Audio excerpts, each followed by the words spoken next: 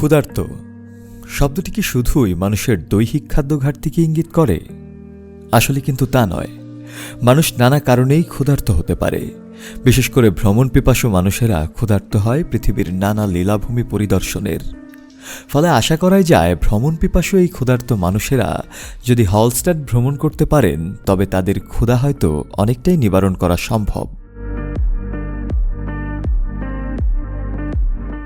হলস্টেড অস্ট্রিয়ার আল্পস পর্বতের কোল ঘেঁষে অবস্থিত একটি স্বপ্নময় নগরী। এটি এই এলাকা নিখুঁত প্রাকৃতিক সৌন্দর্য ও ঐতিহাসিক গুরুত্বের জন্য বিশ্বজুড়ে পরিচিত।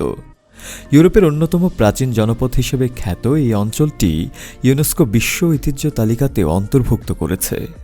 এর মূল আকর্ষণ হলস্টেড লেক, যেখানে আল্পস পর্বতের প্রতিচ্ছবি জলে মিলে এক অপার্থিব দৃশ্য সৃষ্টি করে।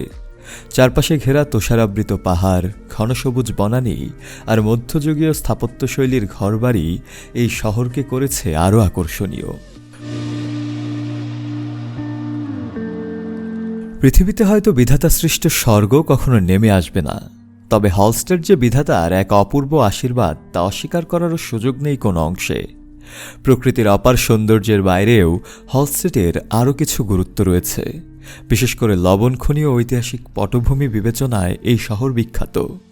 এই অঞ্চলে প্রায় ৭,০০০ বছরের পুরনো লবণ খনির অস্তিত্ব পাওয়া গেছে, যা প্রাচীন সভ্যতার সমৃদ্ধ ইতিহাসের সাক্ষ্য বহন করে।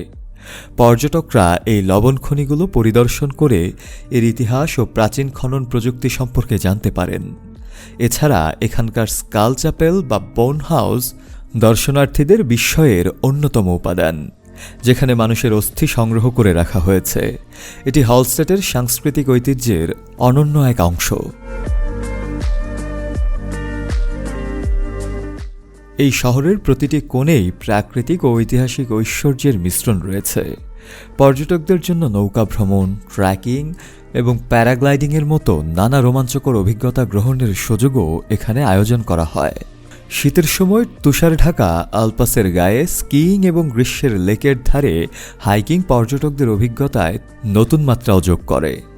এছাড়া এই শহরটির ছোট্ট রেস্তোরাঁগুলিতে অস্ট্রিয়ান খাবার ও পানীয় চেখে দেখার অনুভূতি ভ্রমণকে আরও স্মরণীয় করে তোলে।